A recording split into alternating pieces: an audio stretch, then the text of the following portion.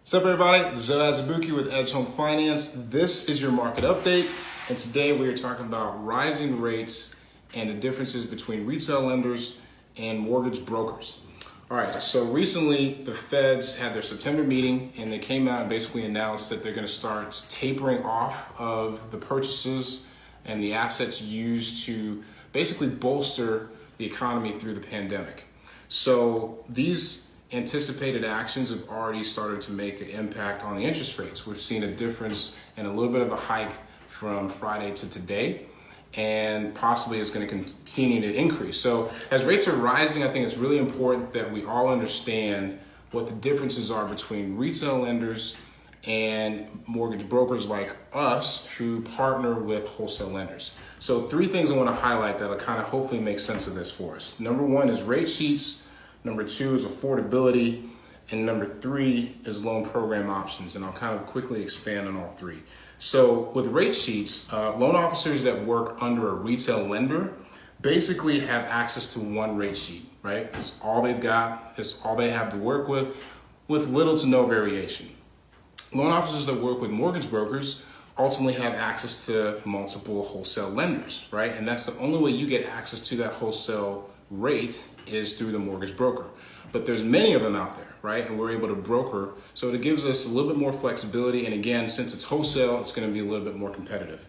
Number two is affordability. So with retail lending, there's interest rates and closing costs that are typically going to be higher because they have a higher amount of expenses, operational expenses, and different things they have to do to maintain a profitable business.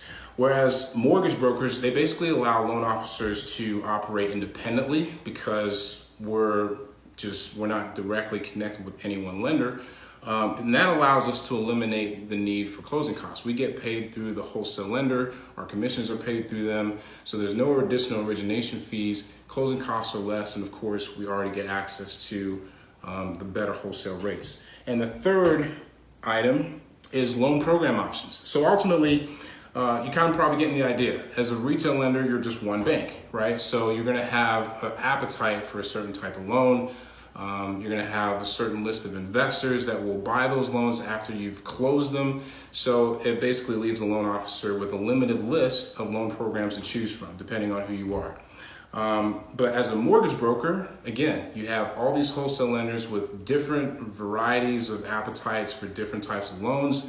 And so there's many more options to choose from, a lot more flexibility to be able to offer a consumer and put on the table. So those are the three items that kind of differentiate. Hopefully that is helpful to hear and helpful to hopefully make sense of what you're potentially planning on doing regarding buying a home as we're seeing these rates kind of move around. Would love to be something you consider. Don't forget, I've got a YouTube page. So if you just search my name under YouTube, it'll pop up. Give me a subscribe. And I think that's all I got for now. Till next time, take care. God bless.